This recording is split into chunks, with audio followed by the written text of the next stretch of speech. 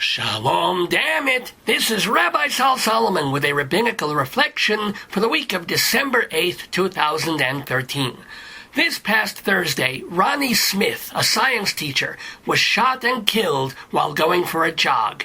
No, this didn't happen in Chicago or Detroit or the Bronx. It happened in Benghazi, Libya, where Smith had emigrated with his family to spread the gospel and help children there get an education.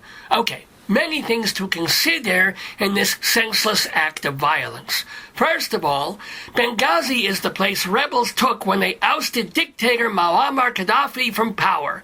Now, Gaddafi was no sweetheart. He was an Islamic fundamentalist, which means he was fundamentally crazy.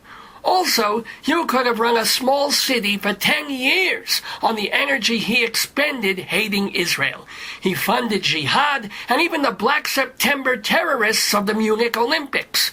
Bad guy. Not someone I'd want at my pizza party. Unless I could take the molten cheese and smear it over his ugly face and watch the grease droplets melt into all those little pockmarks on his godforsaken punim. But I digress. Out went Gaddafi and his Sharia law, in went rebel forces and a bunch of moderate Muslims supposedly carried along on the happy rainbow of the so-called Arab Spring. All went swimmingly for, a month or two, until Islamic militants attacked the U.S. consulate in Benghazi, killing our diplomat there. Since then, Libya has not exactly been St. Martin's for American visitors.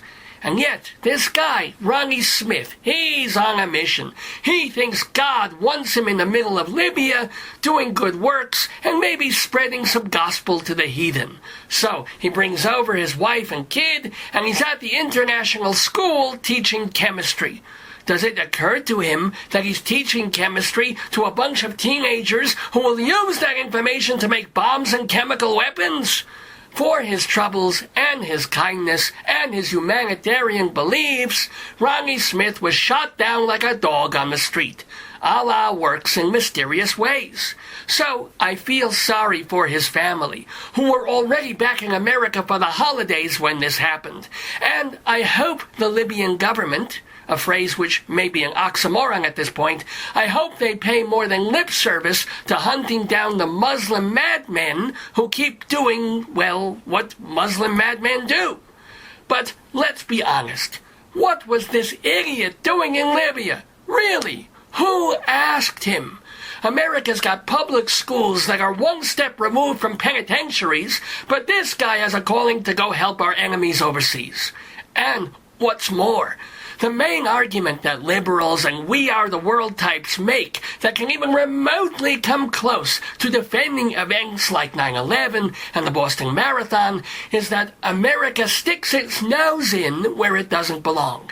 We go scavenging for oil and scamming for capitalism in any country we can get our grubby red, white, and blue hands on. Some of these countries, in Latin America, in North Africa, they don't want our help. They don't need our processed foods, our politics, our pornography, but they're getting it. In a statement, Smith's widow, Anita Smith, said, quote, Ronnie's greatest desire was for the people of Libya to have the joy of knowing God through Christ, unquote. Anita, darling, they don't want your Jesus any more than they want my Jews. And it's the one prerogative they're really entitled to. If they think the Koran is going to get them some virgins, who are we to force our equally crazy religions down their ululating throats? The death of Ronnie Smith was tragic, but he was in the wrong place at the wrong time for what he fantasized were the right reasons. He knew the risks and admitted as much, but that's cold comfort to his son, who's getting a dead father under his Christmas tree. When the American government issues a warning that it's not safe for white-looking Western people to go jogging where they hate us, maybe Jesus, instead of telling his followers, go spread my truth, should say, you're in a war zone, schmuck. Get your tuchus out of there and go teach at MIT. With all due respect to the late Mr. Smith, if you're a homeless person in London, you can choose to sleep on a bench in Trafalgar Square. But if you wake up covered in pigeon poop, literally and figuratively, that's on you. This has been a Rabbinical Reflection from Rabbi Sol Solomon, Temple Sons of Bitches in Great Neck, New York.